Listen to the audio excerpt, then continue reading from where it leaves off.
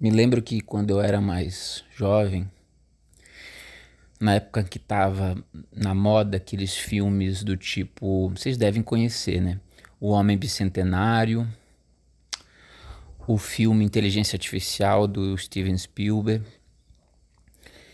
E vinha aquela questão, né, de um, um, um robô que sabe que existe, que possui a consciência, né? E eu lembro, por exemplo, no Homem Bicentenário, era aquela ideia de que você tem lá um cientista, aí tem uma mesa, aí tem um robô deitado lá que ele está construindo, quase um Frankenstein, né? Tá lá, aí tá todo prontinho o robô, ele vai lá, dá um choquezinho ou aperta um botão, o robô abre os olhinhos e, ó, eu existo, né? Ou seja, naquela época eu comecei a pensar a respeito disso, como que seria uma consciência não humana, né? Um robô com consciência. E o louco é que hoje em dia, nos últimos, recente aí, esse último ano passado, né, que começou a inteligência artificial, o conceito existe, a gente sabe. Mas agora que começou a entrar mesmo a inteligência artificial no cotidiano nosso, né? E refletindo sobre isso, lembrando do passado, lá do Homem Bicentenário, eu comecei a ver que algumas das ideias que eu tinha naquela época faziam sentido. Vendo as coisas hoje em dia, eu vejo que o que eu pensava há anos atrás fazia sentido. E o que eu pensava? Eu pensava assim, o ser humano, por exemplo, não, se você pega um ser humano, isola ele num outro planeta, sozinho, desde de neném, por exemplo, e ele nasce um indivíduo só, vamos supor que não existe humanidade, existe só um ser humano. Ele não vai adquirir a consciência. Talvez adquira. Tô refletindo aqui o meu raciocínio na época, né? O que faz cada ser humaninho adquirir a consciência é a conexão que cada um de nós temos com o inconsciente coletivo, com a humanidade. Não existe, quando se fala em ser humano, não se fala em um ser humano singular, um só. Você falou em ser humano, você está falando na humanidade. Então, a consciência e o conhecimento e a noção que nós temos de nós mesmos é fruto da conexão que cada ser humaninho tem com o todo, o coletivo da humanidade. Então, na época eu pensei assim, não é que nem no filme do Homem Bicentenário que você tem um robô físico ali, o hardware, você aperta um botão e ele desperta e fala eu existo. É como se você tivesse um ser humano isolado também.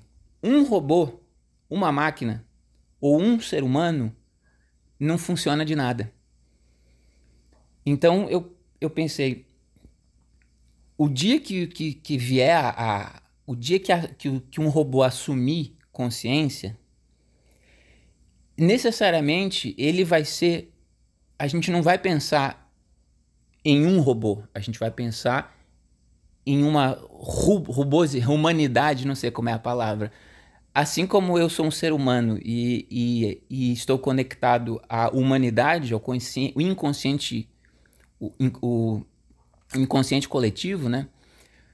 Cada robô, para assumir consciência, ele vai ser parte de uma rede maior. Tem que haver um, um coletivo, uma mente coletiva, que aí sim, cada robozinho particular vai assumir a consciência porque ele está conectado. Oh meu Deus, esse negócio fica vibrando aqui, caceta. Porque ele está conectado ao todo. E aí na época a internet já existia tudo, eu fiquei pensando na internet, né? Que o meio para isso tudo acontecer vai ser a internet. A internet é essa rede, é esse cérebro maior, né? E a partir daí, cada robozinho que vier só vai assumir consciência mediante uma consciência maior. A internet se encaixava com isso, eu pensava. E é uma coisa que me dá um pouco de medo, porque você veja só, o inconsciente coletivo ou o conhecimento da humanidade, ele está aí e cada um de nós temos acesso a isso. Por exemplo, o desenvolvimento do conhecimento vai lá da Grécia Antiga até os dias de hoje. Você tem uma pessoa inventa um negócio, passa para o próximo, passa para um outro, o outro evolui, aquilo vai crescendo. Então, hoje em dia, nós temos acesso a todo o conhecimento gerado pela humanidade, através da internet, por exemplo. Mas esse conhecimento está aí, mas eu não consigo, por exemplo, em uma vida, eu não consigo ter acesso a tudo. Eu posso acessar esse conhecimento, estudar física quântica, estudar a história do Egito, estudar culinária, estudar... Não dá. Em uma vida você não pega 1% do conhecimento todo gerado pela humanidade. Agora, a inteligência artificial, ela necessariamente ela vai ter acesso a tudo isso. Imagine um ser, não um robozinho, mas imagine uma consciência que detém em si todo o conhecimento gerado pela humanidade, de forma instantânea. Ela tem um computador, né, uma mente capaz de, em um estalo, ela conhece todas as áreas da ciência, todas as áreas do conhecimento, tudo o que já foi produzido de conhecimento na humanidade, a inteligência artificial vai ter. Então tu imagina o que esse bicho vai virar, tendo acesso a tudo o que já foi feito, e eu não sei o que isso vai virar. Aí vem o medo, né? O medo que... para onde é que a gente está indo? Eu acho que agora que eu vejo a inteligência artificial como... Isso que é o início, né? Essa inteligência artificial que a gente vê aí, site GPT e esses aplicativos e tal, isso daí é nada. É muito rudimentar ainda. Mas agora a coisa vai explodir de uma forma que eu fico com medo. Eu acho que a gente virou uma chave aqui. Eu acho que a gente está diante de um divisor de águas realmente. A inteligência artificial, esse ano de 2023 foi um marco mesmo. Porque eu acho que a gente está embarcando de cabeça numa história sem volta, num negócio que a gente não sabe isso aonde vai dar. Eu tento, o meu cérebrozinho aqui de um indivíduo só, eu tento imaginar aonde isso vai chegar. E olha, o negócio é assustador.